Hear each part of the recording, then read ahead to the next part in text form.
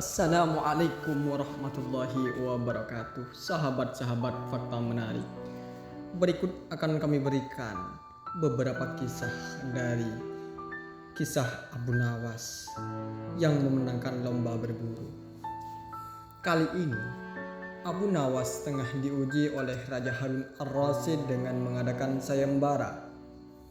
Dalam sayembara itu, Abu Nawas berhasil menjadi pemenang dan menaklukkan lawannya.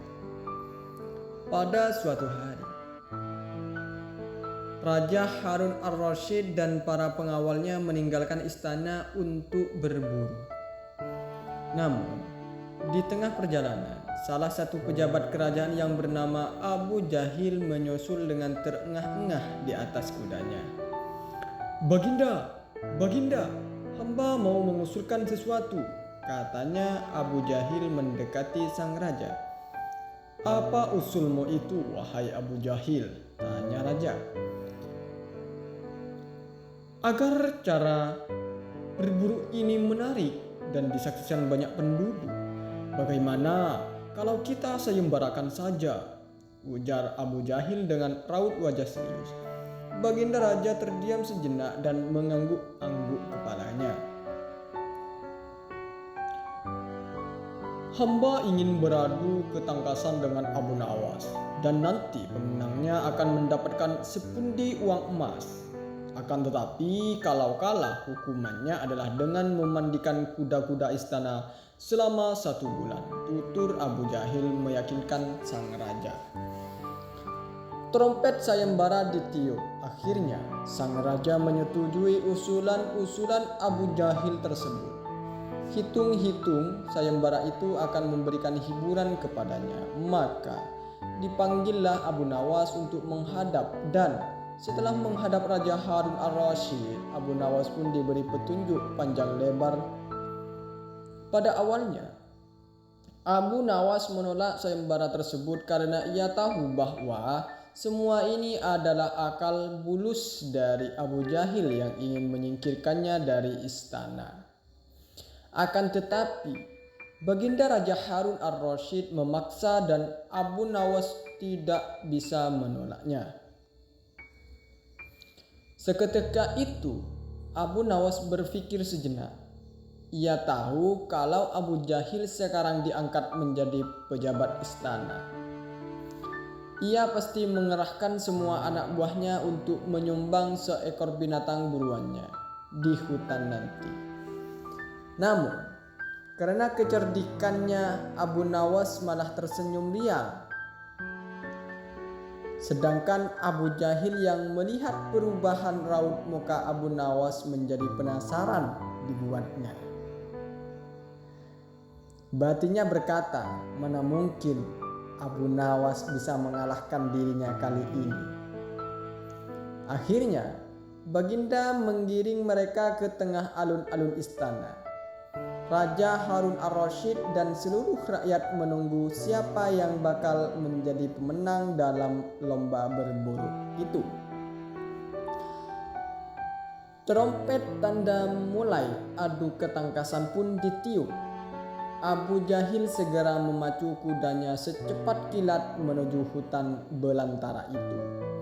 Anehnya, Abu Nawas justru sebaliknya. Dia dengan santainya menaiki kuda sehingga para penonton banyak yang berteriak waktu itu. Menjelang sore hari, tampaklah kuda Abu Jahil memasuki pintu gerbang istana. Ia pun mendapat sambutan meriah dan tepuk tangan dari rakyat yang menyaksikannya.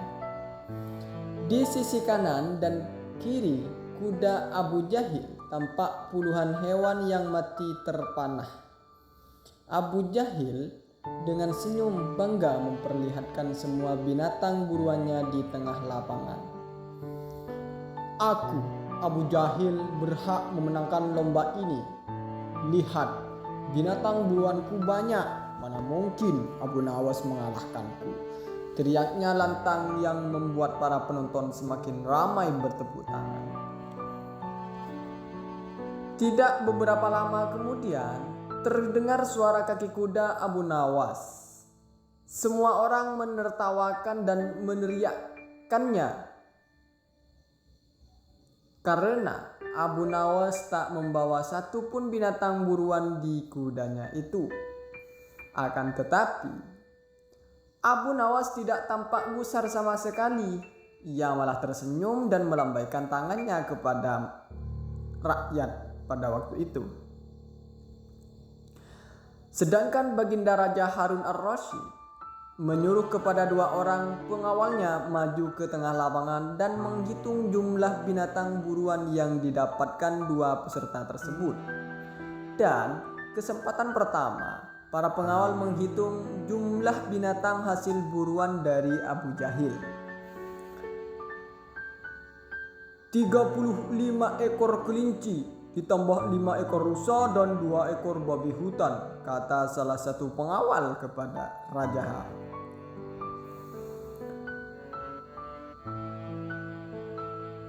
Kalau begitulah, akulah pemenangnya karena Abu Nawas tak membawa seekor binatang pun, teriak Abu Jahil dengan sombongnya.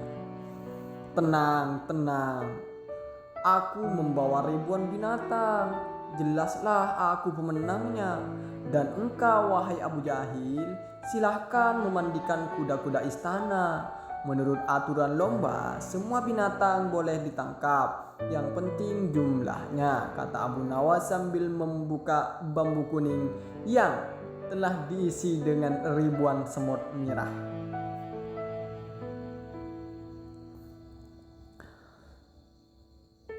Jumlahnya sangat banyak, Baginda.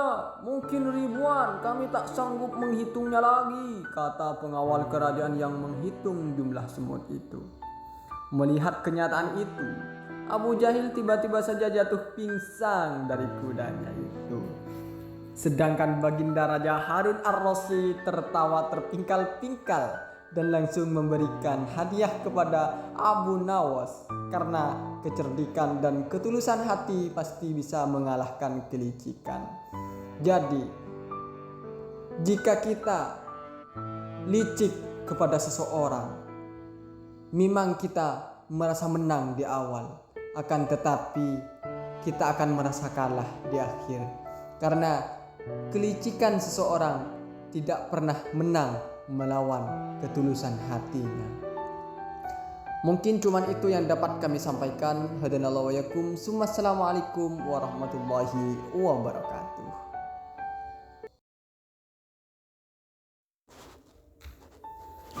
Assalamualaikum warahmatullahi wabarakatuh. Sahabat fakta menarik, berikut akan kami berikan kisah Abu Nawas yang selamat dari amarah sang istri. Ternyata diam-diam Abu Nawas memiliki istri yang pencemburu sangat. Pada saat itu, Abu Nawas sering pulang larut malam. Ia selalu marah-marah kepada Abu Nawas. Pada suatu hari, Abu Nawas keluar rumah hingga larut yang sangat malam. Hal itu membuat istrinya merasa gelisah dan emosi karena sudah berjam-jam menunggu di rumahnya. Ia pun tidak bisa tidur gara-gara Abu Nawas yang masih dalam tanda tanya. Bahkan istri Abu Nawas sudah menyiapkan suatu rencana untuk memarahi Abu Nawas ketika dia pulang nanti. Waktu pun sudah menunjukkan larut yang sangat malam. Begitu gelap, namun Abu Nawas tetap saja tak kunjung kembali pulang. Tiba-tiba, dalam kondisi yang seperti itu, terdengar suara seperti orang yang hendak masuk dari jendela rumahnya yang terbuat dari kayu itu. Mendengar suara itu, sang istri Abu Nawas pun langsung siap siaga untuk melancarkan aksinya. Ia menuju jendela sambil memegang sepotong kayu berukuran lumayan yang sangat besar. Ia berpikir dalam hatinya bahwa Abu Nawas sengaja masuk rumah melalui jendela karena takut ditamprat istrinya. Tak lama kemudian, masuklah seseorang melalui jendela yang ukurannya relatif kecil.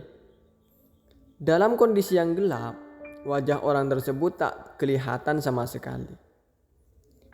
Akan tetapi, istri Abu Nawas yang sudah tersulut emosinya langsung saja memukulkan kayu ke orang-orang yang masuk tadi. Ia memukul secara membabi buta hingga membuat orang yang dikiranya suaminya itu terjatuh dan tak berdaya. "Ampun, ampun," ujar orang tersebut ketika dipukul oleh sang istri Abu Nawas. Tentu saja karena pukulan yang membabi buta yang dilakukan sang istri Abu Nawas tersebut membuat orang tadi terkapar di lantainya. Istri Abu Nawas pun merasa sangat puas dengan tindakannya ini, karena ia menganggap bahwa tindakannya itu setimpal atas kesalahan suaminya, yaitu Abu Nawas. "Ayo cepat bangun, lain kali jangan diulangi lagi dengan pulang larut yang sangat malam ini," kata istri Abu Nawas dengan nada membentak. Ternyata setelah ditunggu beberapa menit, orang tersebut tak juga bangkit-bangkit. Maka mulailah istri Abu Nawas menjadi penasaran. Dalam pencahayaan yang kurang, ia mencoba melihat dengan seksama orang yang dipukulnya tadi. Istri Abu Nawas sangat kaget. Ternyata orang itu bukan suaminya. Ia tak mengenali wajah orang yang dipukulinya itu. Dalam kondisi itu, istri Abu Nawas menyebut orang itu sebagai seorang pencuri dan berteriak dengan keras, "Ada pencuri, ada pencuri, ada pencuri, tolong, tolong, tolong!" teriak istri Abu Nawas sangat keras. Kontan saja teriakan istri Abu Nawas tersebut membuat para warga berhamburan keluar untuk menangkap pencuri yang ada di rumah Abu Nawas itu. Tak lama kemudian, beberapa warga pergi ke rumah Abu Nawas. Mereka lantas meringkus pencuri yang sudah tidak berdaya di lantai itu karena dipukul oleh sang istri Abu Nawas. Para warga pun merasa kaget melihat kejadian itu. Ada seorang pencuri yang ditaklukkan oleh seorang wanita. Pencuri itu babak belur terkena pukulan dari istri Abu Nawas. Wah, wah, wah, wah, hebat sekali. Pencuri ini sampai terbaring tak berdaya di lantai. Mungkin butuh berminggu-minggu agar bisa pulih kembali, kata salah satu warganya. Maaf Pak, saya tak bermaksud menyakitinya. Apalagi sampai separah itu, hanya kekeliruan saja Pak, kata istri Abu Nawas. "Kekeliruan bagaimana?" tanya warga kepada istri Abu Nawas. "Waktu itu ia masuk melalui jendela dapur Pak, dan saya kira suami saya yang baru pulang berpesta dengan teman-temannya. Makanya langsung saya gebuk waktu itu Pak," jelaskan istri Abu Nawas kepada warga. Tak beberapa lama kemudian, Abu Nawas pun datang di tengah-tengah mereka. Setelah mendengar cerita tentang seorang pencuri yang babak belur dihajar istrinya, ia pun tersenyum kecil dan bersyukur. "Untung saja bukan saya yang dihajar, makanya jangan main pukul, beginilah akibatnya," kata Abu Nawas. Namun demikian, Abu Nawas cukup bangga dengan keberanian istrinya yang sanggup melumpuhkan seorang pencuri. Itulah kisah dari Abu Nawas yang selamat dari pukulan istrinya. Mohon maaf apabila ada kekeliruan. kami mohon undur diri. Assalamualaikum warahmatullahi wabarakatuh.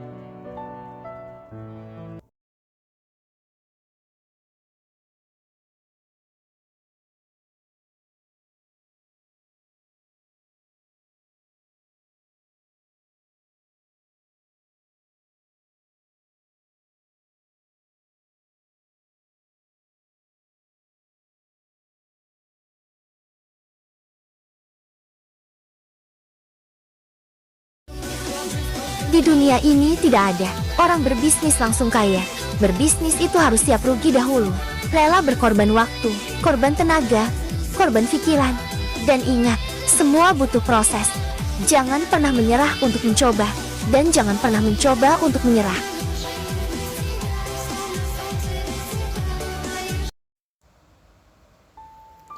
Assalamualaikum warahmatullahi wabarakatuh.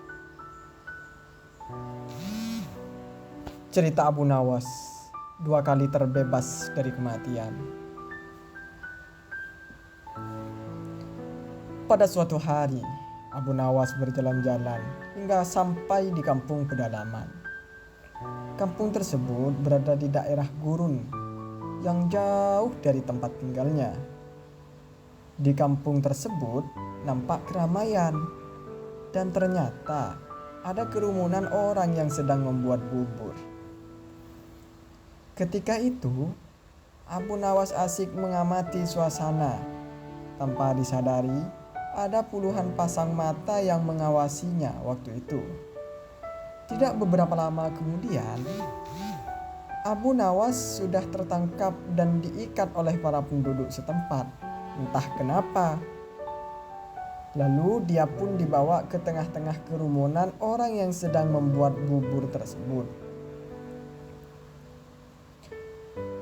Saat ada seseorang yang membawa golok yang sangat tajam mendekati Abu Nawas tidak tinggal diam saja. Abu Nawas mengucapkan sepatah kata. "Hei, kenapa aku ditangkap?" tanya Abu Nawas kepada seseorang yang menangkap itu. Salah seorang dari mereka menjelaskan bahwa setiap ada orang asing, mereka akan menyembelih lalu mencampurnya ke dalam adonan bubur dan memakannya. Mendengar penjelasan itu, Abu Nawas ketakutan yang sangat mendalam. Namun, meski demikian, dalam keadaan terjepit, dia masih sempat berpikir dengan jernih.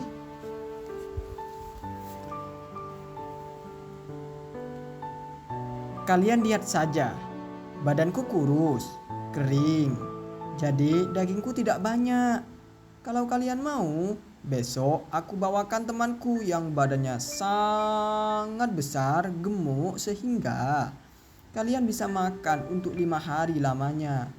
Aku janji, maka lepaskanlah aku, kata Abu Nawas kepada kerumunan orang tersebut. Karena janjinya itu, akhirnya Abu Nawas dilepaskan. Abu Nawas berpikir keras untuk menemukan siasat agar dirinya berhasil membawa teman yang gemuk. Terlintas di pikirannya bahwa sang Raja Harun ar-Rasyid seharusnya Raja tahu kondisi ini dan alangkah baiknya jika dia mengetahuinya sendiri. Gumam dalam hati dan pikiran Abu Nawas. Sehingga Abu Nawas pun segera menghadap Raja Harun ar-Rasyid. Dengan berbagai bujuk rayu, akhirnya dia berhasil mengajak raja hanya berdua saja. Sesampainya di kampung pedalaman itu, tanpa banyak bicara, warga langsung menangkap Raja Harun ar-Rasyid. Seketika itu, Abu Nawas pun segera meninggalkan kampung itu. Di dalam hati Abu Nawas berpikir, bila raja pintar, pasti dia akan bisa membebaskan diri. Tapi kalau tidak, maka raja akan mati. Gumam dalam hati Abu Nawas. Abu Nawas berpikir kembali. Begitu ya, karena dia yakin bahwa rajanya cukup cerdas untuk bisa meloloskan diri dari kampung pedalaman itu. Sementara itu, raja yang sedang ditawan tidak menyangka sama sekali akan disembelih warga kampung pedalaman yang masih merupakan wilayah kekuasaannya itu. Dalam keadaan takut, raja memiliki inisiatif juga rupanya. Jika membuat bubur, dagingku ini tidaklah terlalu banyak karena banyak lemaknya. Kalau diizinkan, kalian akan aku buatkan peci, kemudian dijual dengan harga jauh lebih mahal daripada harga buburmu itu. Bujuk Raja Harun ke warga kampung pedalaman itu. Semua warga kampung pedalaman menyetujui dan meminta raja untuk menyelesaikan peci itu. Setelah peci itu selesai dibuat, Raja Harun ar-Rasyid dibebaskan. Setelah raja dibebaskan, maka Abu Nawas segera dipanggil karena telah berani mencelakakan rajanya sendiri. "Wahai Abu Nawas, engkau benar-benar telah membahayakan aku.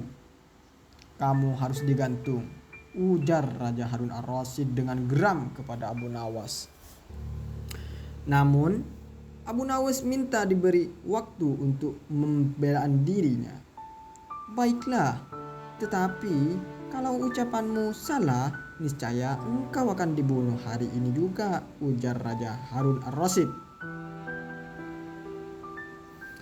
"Tuanku, alasan hamba menyerahkan kepada pembuat bubur itu karena ingin menunjukkan fakta kepada Paduka. Karena semua kejadian di dalam negeri ini adalah tanggung jawab Paduka kepada Allah Subhanahu wa taala kelak. Raja yang adil sebaiknya mengetahui perbuatan rakyatnya," kata Abu Nawas kepada Raja Harun ar-Rasyid. Setelah mendengar pembelaan diri Abu Nawas, Raja Harun ar-Rasyid menerimanya dan membebaskan Abu Nawas, dan setelah itu raja melakukan pembinaan kepada suku pedalaman tersebut.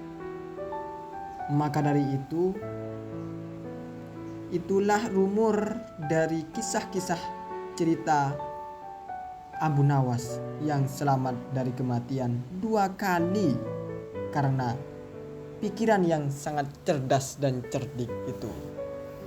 Kurang lebihnya mohon maaf.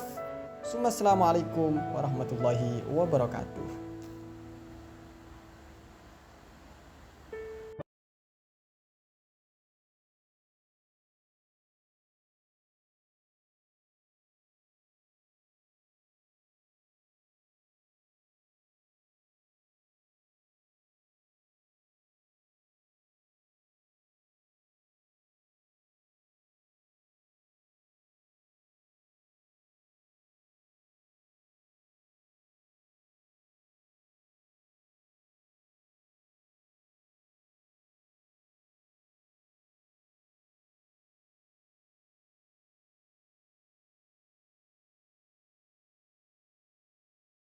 Assalamualaikum warahmatullahi wabarakatuh.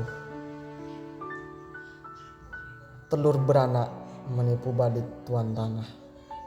Cerita-cerita Abu Nawas membuat kita tercengang dan tertawa. Kita sua kembali dengan kisah-kisah yang lucu tentang petualangan Abu Nawas yang cerdik. Selalu saja ada cara untuk menghadapi ketegangan antara lawan maupun kawan. Abu Nawas memiliki tetangga yang sangat kikir dan serakah. Dia pun ingin memberikan pelajaran agar tetangganya yang berprofesi sebagai tuan tanah tersebut bertobat. Bagaimana kisahnya? Mari kita lanjut dan simak penjelasannya. Pada suatu hari, Abu Nawas duduk di beranda rumahnya sambil memandang langit. Abu Nawas berpikir, bagaimana caranya agar sore itu keluarganya bisa dapat makan.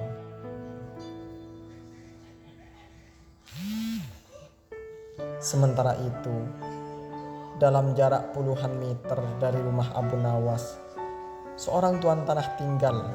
Rumahnya mewah, lengkap dengan gudang makanan dan peternakan serta perkebunan yang luas. Hampir semua warga di kampung itu, bahkan termasuk Abu Nawas, bekerja kepada tuan tanah tersebut. Akan tetapi, tuan tanah itu memiliki sifat yang sangat kikir serta tamak terhadap harta. Tuan tanah itu mendengar berita bahwa Abu Nawas memiliki keahlian yang unik. Apabila meminjam sesuatu, akan dikembalikan secara lebih dengan alasan beranak. Seperti meminjam seekor ayam, maka akan dikembalikan 2 karena ayam itu beranak. Hal tersebut, tuan tanah tertarik, lalu mencari cara agar Abu Nawas segera meminjam uang darinya. Kebetulan, pada sore hari itu, Abu Nawas ingin meminjam berupa 3 butir telur kepada tuan tanah yang kikir itu. Spontan saja, tuan tanah senang, bukan kepalang, karena pinjaman itu akan menjadi banyak nantinya. Bahkan, tuan tanah tersebut menawarkan pinjaman-pinjaman yang lain. Akan tetapi, Abu Nawas menolaknya karena dia hanya butuh 3 butir telur saja pada sore hari itu.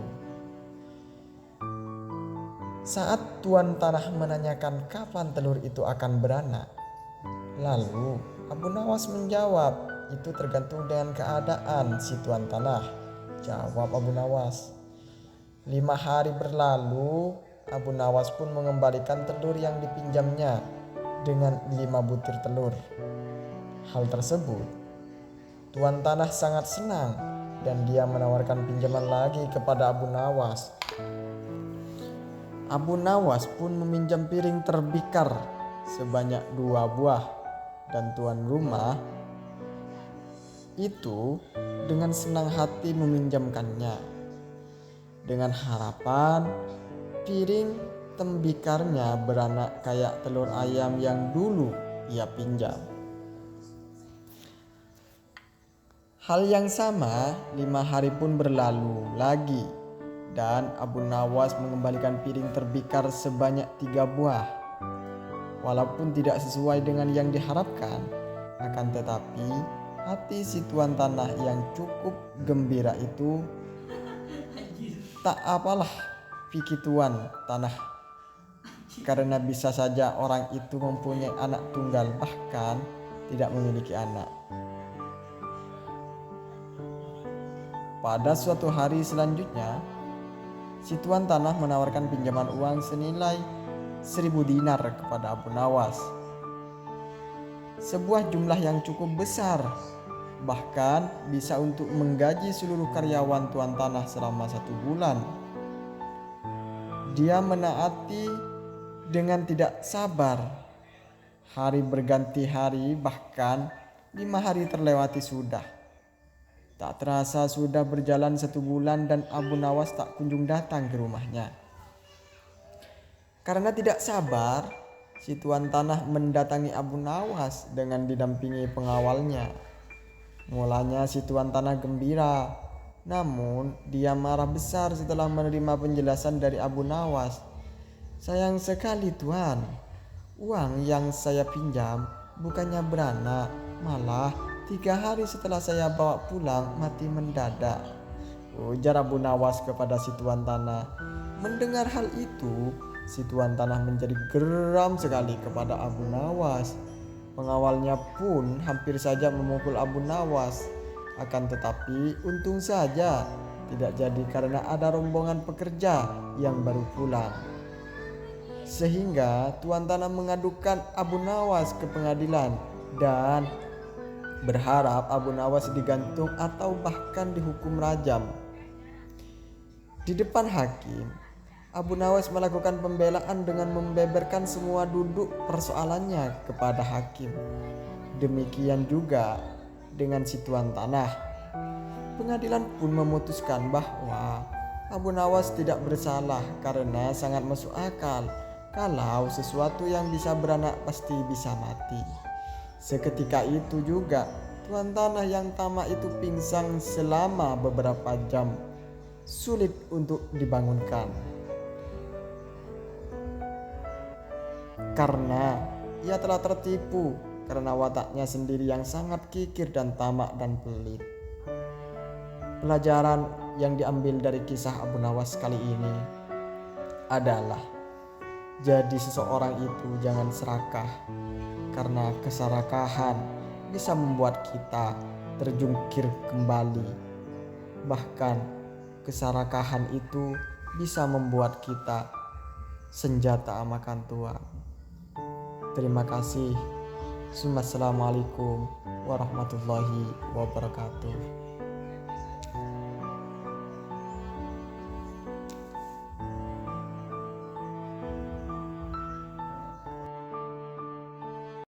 Assalamualaikum warahmatullahi wabarakatuh.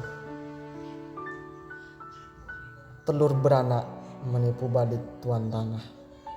Cerita-cerita Abu Nawas membuat kita tercengang dan tertawa. Kita sua kembali dengan kisah-kisah yang lucu tentang petualangan Abu Nawas yang cerdik. Selalu saja ada cara untuk menghadapi ketegangan antara lawan maupun kawan. Abu Nawas memiliki tetangga yang sangat kikir dan serakah. Dia pun ingin memberikan pelajaran agar tetangganya yang berprofesi sebagai tuan tanah tersebut bertobat.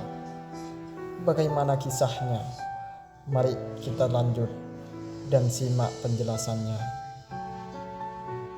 Pada suatu hari, Abu Nawas duduk di beranda rumahnya sambil memandang langit. Abu Nawas berpikir, bagaimana caranya agar sore itu keluarganya bisa dapat makan.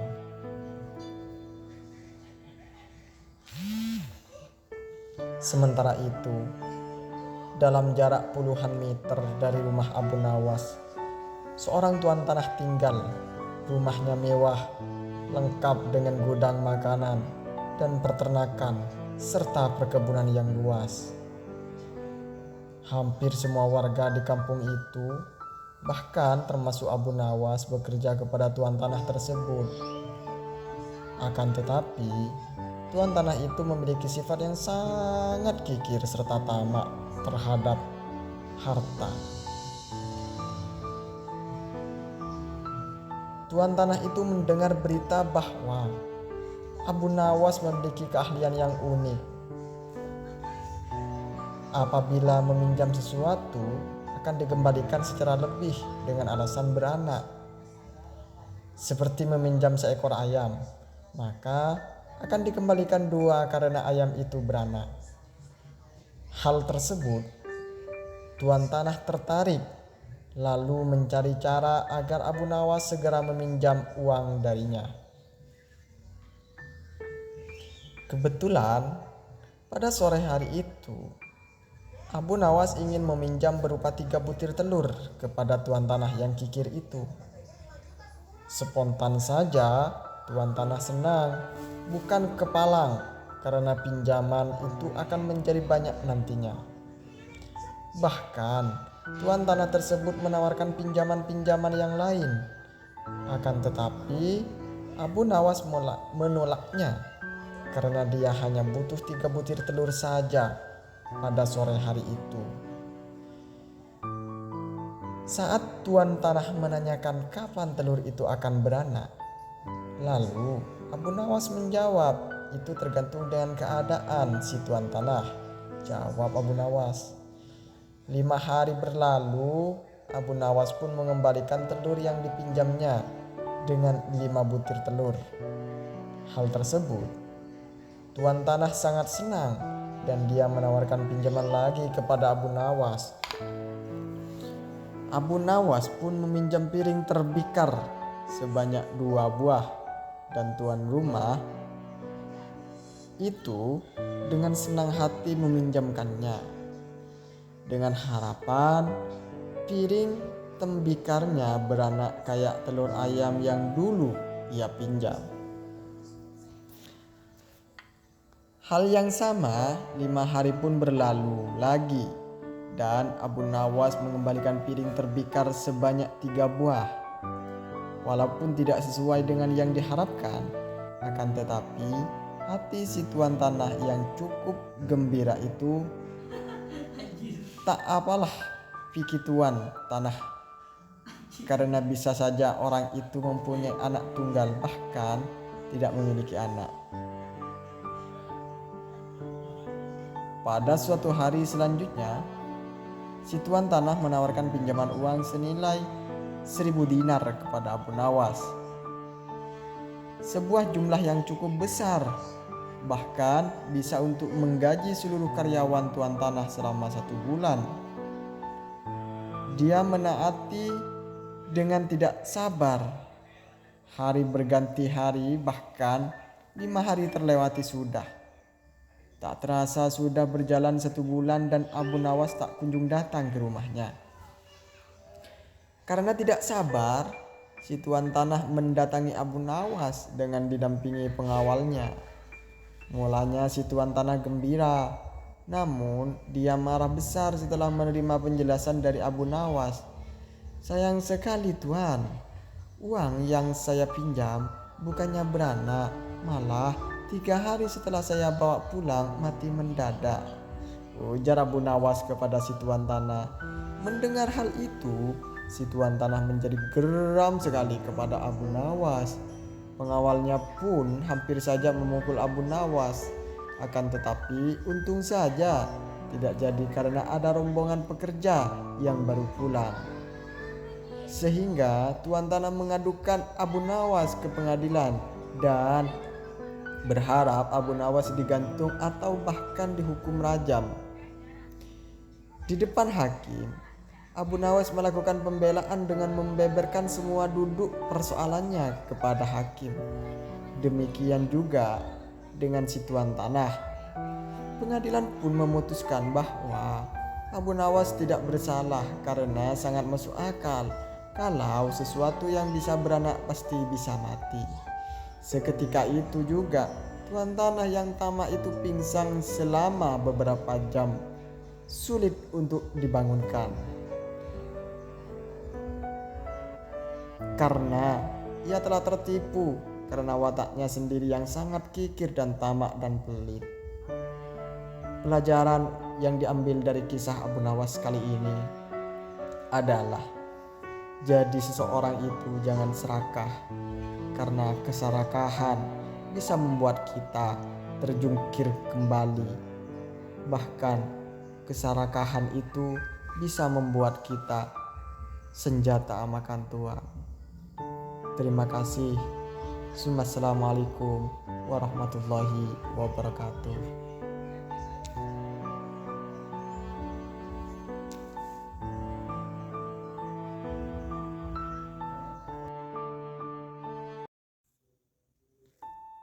Assalamualaikum warahmatullahi wabarakatuh.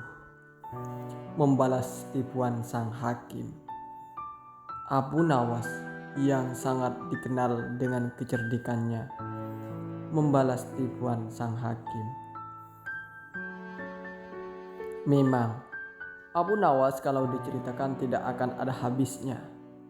Abu Nawas tidak kehabisan akal dalam menghadapi berbagai macam masalah yang pelik sekalipun. Salah satu persoalan yang pelik tadi adalah ketika ia menghadapi seorang hakim yang licik dan zalim. Ia pun mampu menghadapi kelicikan dan kezaliman itu dengan kelicikan pula, hingga persoalan bisa diselesaikan. Berikut adalah kisahnya. Pada suatu hari, masa pemerintahan Khalifah Harun al-Rasyid, ada seorang hakim yang baru saja diangkat. Hakim itu terkenal zalim, dan kezalimannya itu ditampakkan ketika ada seseorang pemuda Mesir datang ke Baghdad untuk berdagang dengan membawa harta yang sangat banyak.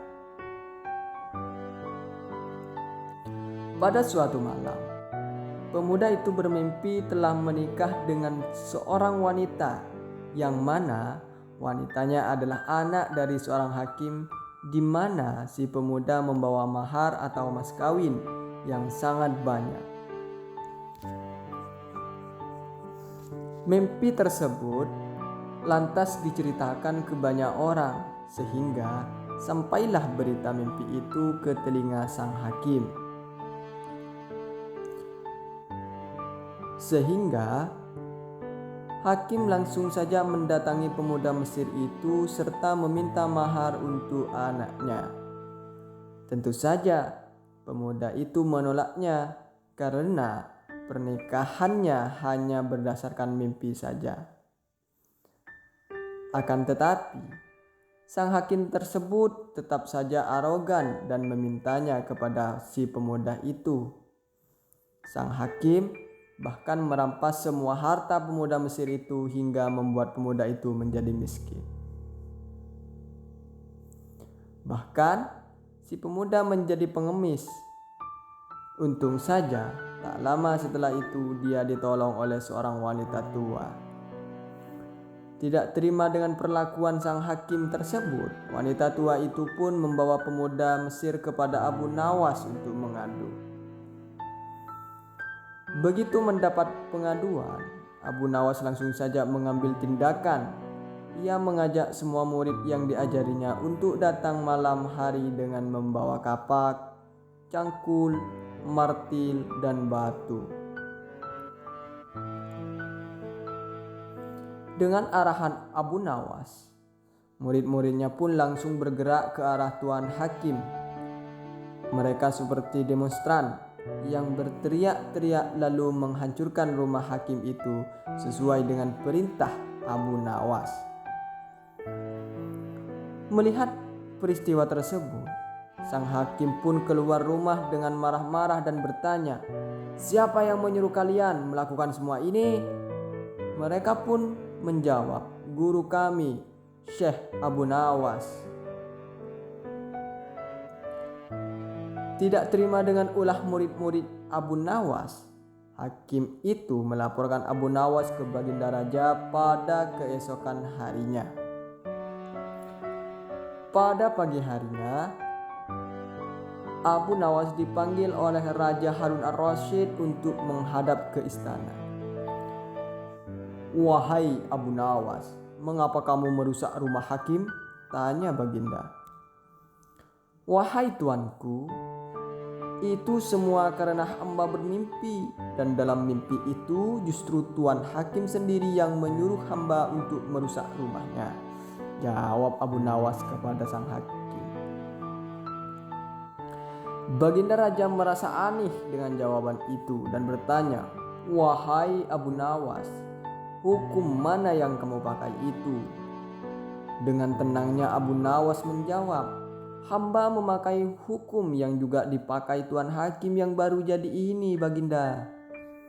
Mendengar penuturan yang singkat itu, sang hakim pun menjadi pusat pasi serta terdiam 1000 bahasa.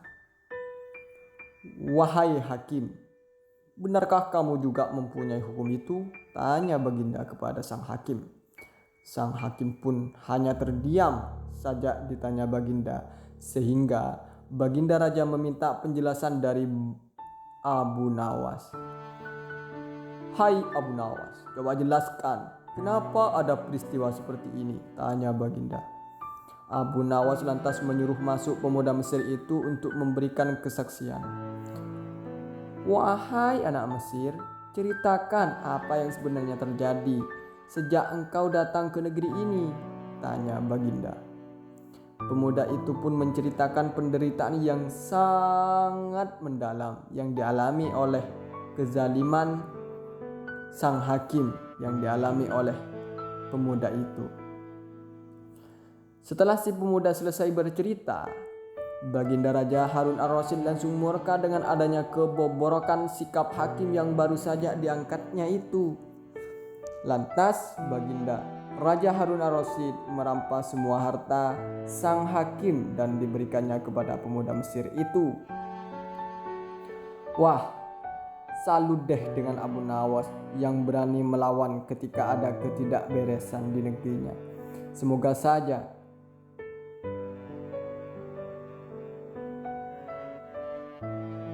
kita semua dan selalu diberikan kesehatan dan diberi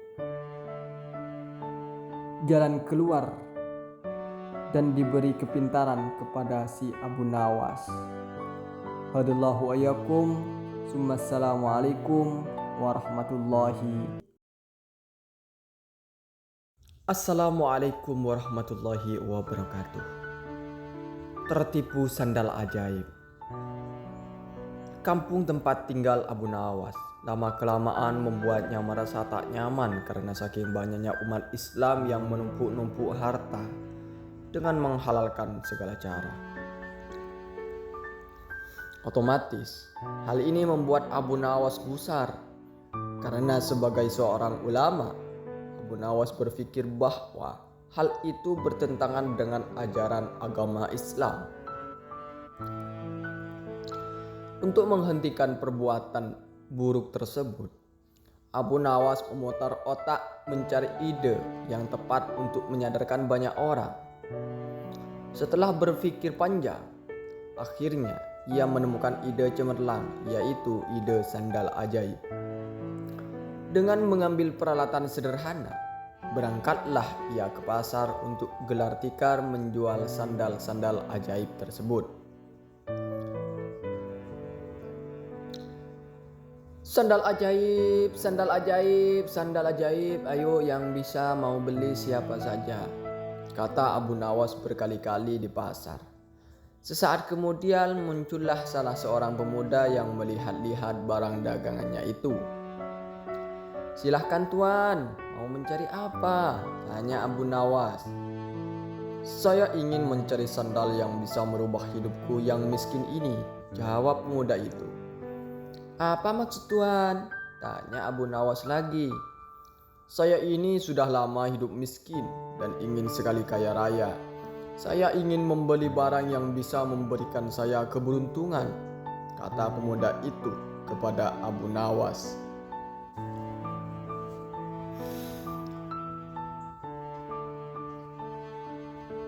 Sejurus kemudian, Abu Nawas menunjukkan salah satu sandal ajaibnya. Ia mengatakan bahwa sandal itu akan membuat penggunanya dari tak punya menjadi orang yang punya. Karena tertarik, pembeli itu akhirnya jadi juga membeli sandal ajaib itu dengan harga yang lumayan sangat mahal. Si pemuda itu langsung saja memakai sandal ajaib itu berkeliling kampung dengan harapan semoga keberuntungan segera berpihak kepadanya. Akan tetapi harapannya tak kunjung terwujud. Jangankan keberuntungan, si pemuda malah dikira pencuri di kampung tersebut. Untung saja para warga tak sampai menghakimi pemuda itu. Karena merasa tertipu, pemuda itu kembali lagi menemui Abu Nawas untuk protes. Assalamualaikum, sapa pemuda itu. Waalaikumsalam. Ternyata tuan. Bagaimana kabarnya tuan? Tanya Abu Nawas. Kabar jelek. Aku selalu ditimpa kemalangan gara-gara sandal ini. Padahal dulu engkau mengatakan kalau sandal ini bisa mendatangkan keberuntungan, bisa menjadi kaya dan terkenal. Akan tetapi, mana buktinya saat ini? Malah saya selalu kena sial menggunakan sandal ini, protes si pembeli itu. Seingat saya tidak pernah mengatakan seperti itu tuan, seregah Abu Nawas. Saya hanya mengatakan bahwa bila tuan pada mulanya orang yang tidak punya, maka dengan membeli sandal ini tuan akan menjadi orang yang punya. Buktinya sekarang Tuan sudah memiliki sandal ajaib ini, kata Abu Nawas kepada si pembeli itu. Begitu mendengar penuturan Abu Nawas, pemuda itu hanya bisa diam. Ia menyadari bahwa dirinya sedang salah tafsir. Lalu, mengapa engkau mengatakan bahwa sandal ini ajaib?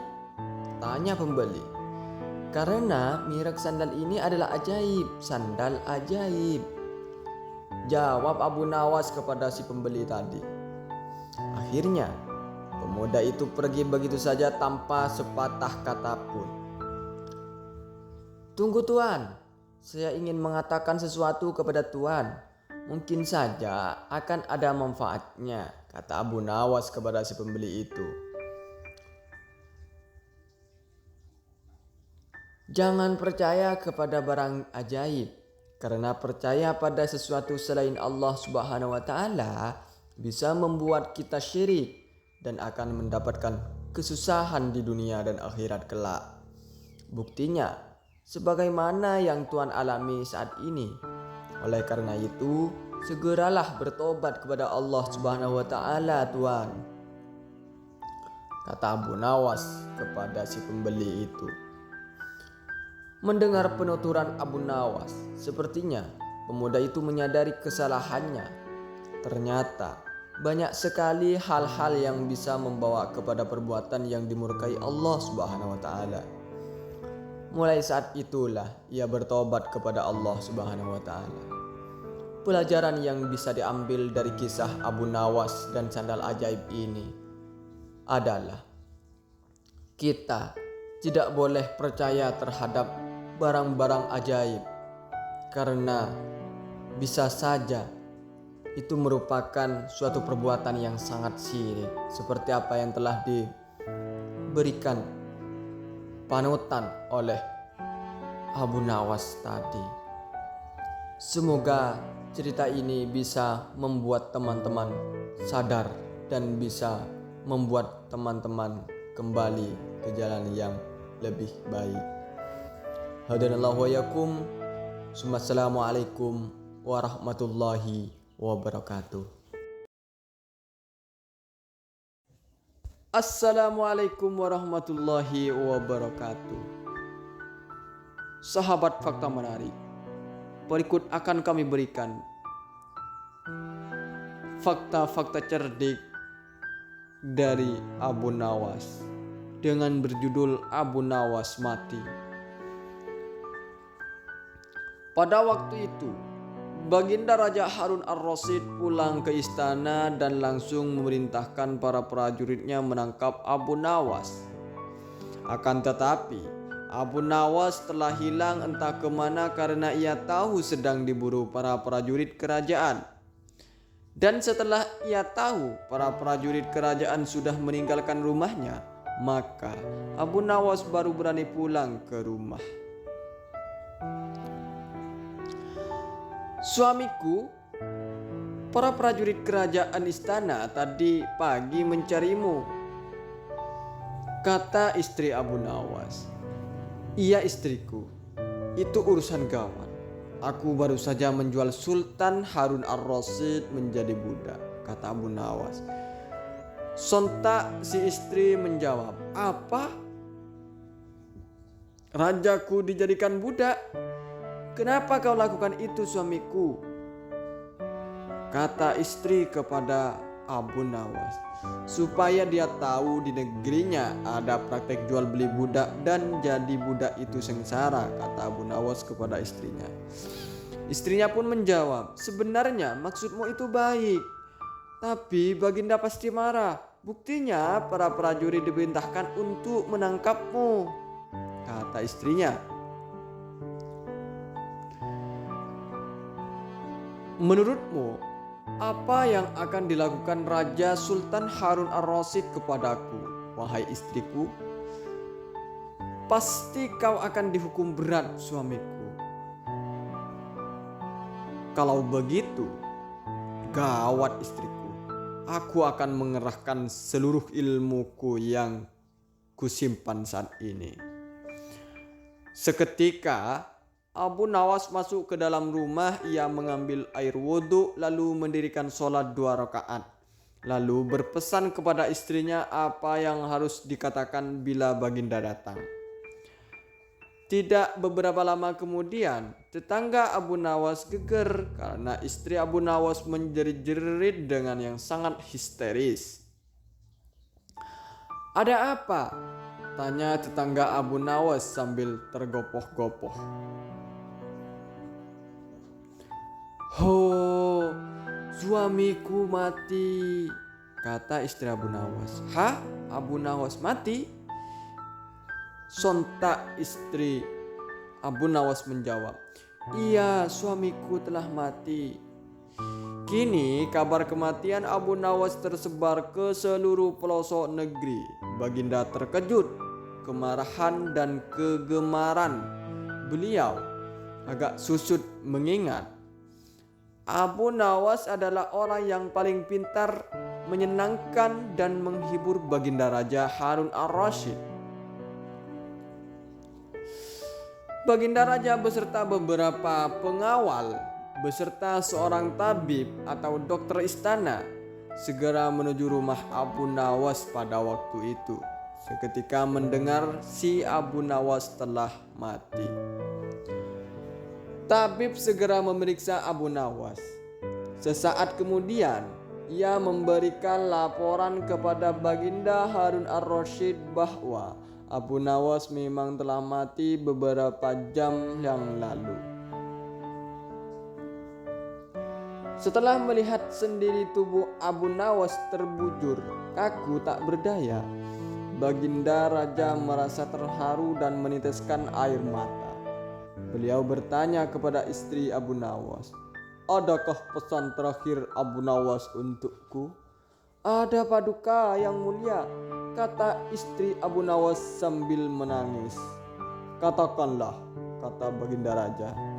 "Suami hamba Abu Nawas memohon, sudilah kiranya Baginda Raja mengampuni semua kesalahannya dunia akhirat di depan rakyat," kata istri Abu Nawas terbata-bata. "Baiklah, kalau itu permintaan Abu Nawas," kata Baginda Raja menyanggupi hal itu. Jenazah Abu Nawas diusung di atas keranda. Kemudian Baginda Raja mengumpulkan rakyatnya di tanah lapang. Beliau berkata, "Wahai rakyatku, dengarkanlah bahwa hari ini aku, Sultan Raja Harun ar-Rasyid, telah memaafkan segala kesalahan Abu Nawas yang telah diperbuat terhadap diriku dari dunia hingga akhirat nanti, dan kalianlah sebagai saksinya." Tiba-tiba dari dalam keranda yang terbungkus kain hijau terdengar suara keras, "Syukur!" Seketika pengusung jenazah ketakutan, apalagi melihat Abu Nawas bangkit berdiri seperti mayat hidup. Seketika rakyat yang berkumpul lari tunggang langgang, bertubrukan dan banyak yang jatuh terkilir. Abu Nawas sendiri segera berjalan ke hadapan Baginda Raja Harun ar-Rasyid. Pakaiannya yang putih-putih bikin Baginda keder juga. Kau sebenarnya mayat hidup atau memang kau hidup lagi?" kata Baginda Raja Harun ar-Rasyid dengan gemetar. "Hamba masih hidup, tuanku. Hamba mengucapkan terima kasih yang tak terhingga atas pengampunan tuanku." "Jadi kau masih hidup?" kata Raja Harun ar-Rasyid. "Iya Baginda, seger bugar baktinya. Kini hamba merasa lapar dan ingin segera pulang." "Kurang ajar, ilmu apa yang kau pakai Abu Nawas?" kata Baginda Raja Harun ar-Rasyid. "Ilmu dari Mahaguru Sufi guru hamba yang sudah meninggal dunia. Ajarkan ilmu itu kepadaku," kata Raja Harun ar-Rasyid. Tidak mungkin Baginda. Hanya guru hamba yang mampu melakukannya. Hamba tidak bisa mengajarkannya sendiri. Dasar pelit, Baginda menggerutu kecewa. Itulah kisah-kisah menarik dari sang sufi untuk kita tekuni bersama.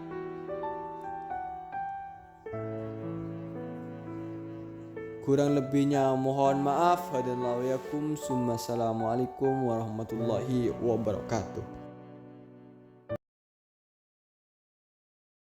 Assalamualaikum warahmatullahi wabarakatuh. Sahabat-sahabat beriman yang dirahmati Allah, berikut akan kami berikan fakta menarik tentang kisah-kisah Abu Nawas. Nasihat Abu Nawas kepada raja. Suatu saat Raja Harun ar-Rasyid menunaikan ibadah haji. Ketika sampai di pusat kota Kufah, tiba-tiba terlihat olehnya Abu Nawas sedang menaiki sebatang kayu berlarian ke sana kemari dan diikuti anak-anak dengan riangnya. Wajah sang raja mendadak menjadi sumringah dibuatnya. Matanya berbinar-binar karena begitu merindukan sosok Abu Nawas. Mima, Abu Nawas sejak beberapa bulan terakhir meninggalkan kerajaannya sebagai bentuk protes atas ketidakadilan dan kesombongannya. Sejak kepergian Abu Nawas, itulah raja seperti mengalami kesepian. Tidak ada lagi orang yang diajaknya berdiskusi maupun hanya sekedar bercanda. Karena itu raja sangat gembira begitu melihat sosok Abu Nawas. Karena sangat penasaran, Raja Harun ar-Rasyid kemudian bertanya kepada para pengawalnya. "Siapa dia?" tanya raja. "Dia Abu Nawas yang gila itu," jawab salah seorang pengawalnya. "Coba panggil dia kemari." Tanpa ada yang tahu. "Dan sekali lagi aku peringatkan kamu, jangan berkata yang buruk lagi tentang dia," perintah Raja Harun ar-Rasyid. "Baiklah wahai rajaku," jawab pengawal. Tidak beberapa lama kemudian, para pengawal berhasil membawa Abu Nawas ke hadapan raja. Abu Nawas diperkenankan duduk di hadapan raja. "Salam bagimu wahai Abu Nawas," sapa Raja Harun ar-Rasyid. "Salam kembali wahai Amirul Mukminin," jawab Abu Nawas. "Kami merindukanmu wahai Abu Nawas," kata Raja Harun ar-Rasyid. "Ya, tetapi aku tidak merindukan Anda semuanya," jawab Abu Nawas dengan ketus. Beberapa pengawal kerajaan spontan saja akan mencabut pedang dari sarungnya untuk memberikan pelajaran kepada Abu Nawas yang tak mampu menjaga perkataannya di hadapan raja, sang pemimpin itu. Akan tetapi, niat tersebut dicegah sendiri oleh Raja Harun ar-Rasyid. "Wahai Abu Nawas, aku merindukan kecerdasanmu, maka berilah aku nasihat," pinta raja. "Dengan apa aku menasihatimu? Inilah istana dan kuburan mereka," kata Abu Nawas. "Tambahkan lagi, engkau telah memberikan nasihat yang bagus," ujar raja mulai bersemangat. "Wahai Amirul Mukminin, barang siapa yang dikaruniai Allah Subhanahu wa Ta'ala dengan harta dan ketampanan, lalu ia dapat menjaga kehormatannya dan ketampanannya, serta memberikan bantuan dengan hartanya, maka ia akan ditulis dalam daftar orang-orang yang saleh," kata Abu Nawas kepada Raja Harun ar-Rasyid. Raja Harun ar-Rasyid begitu senang mendapatkan nasihat itu. Ia kemudian mengira Abu Nawas menginginkan sesuatu darinya. "Aku telah menyuruh para pengawalku untuk membayar hutangmu," kata raja. "Tidak Amirul Mukminin, kembalikan harta itu kepada yang berhak menerimanya," bayarlah hutang diri Anda sendiri, kata Abu Nawas kepada raja. Namun Raja Harun tak menyerah begitu saja. Ia kemudian mempersiapkan hadiah khusus pada Abu Nawas. Aku telah mempersiapkan sebuah hadiah untukmu, kata Raja Harun ar-Rasyid. Wahai Amirul Mukminin, apakah Paduka berpikir bahwa Allah hanya memberikan karunia kepada Anda dan melupakanku? Jawab Abu Nawas yang segera pergi dari hadapan raja. Perlakuan itu membuat sang raja merenung sambil mengevaluasi dirinya sendiri. Raja Harun ar-Rasyid sadar kalau selama ini dirinya kurang adil dan berlaku sombong dengan jabatannya itu, sehingga mudah meremehkan orang lain. Usai mendapat nasihat dari Abu Nawas, Raja Harun ar-Rasyid berubah menjadi raja yang adil dan bijaksana kepada rakyatnya. Itulah nasihat-nasihat bijaksana dari cerita Abu Nawas. Pelajaran yang diambil dari kisah ini, jika kita mempunyai jabatan, mempunyai tahta, jangan sekali-kali kita menyombongkan diri, karena tidak ada yang kekal di dunia ini. Baik itu kekuasaan, harta, maupun apapun itu tidak akan kekal. Jadi, apa yang kita sombongkan? Dan siapa yang menjadi objek untuk disombongkan?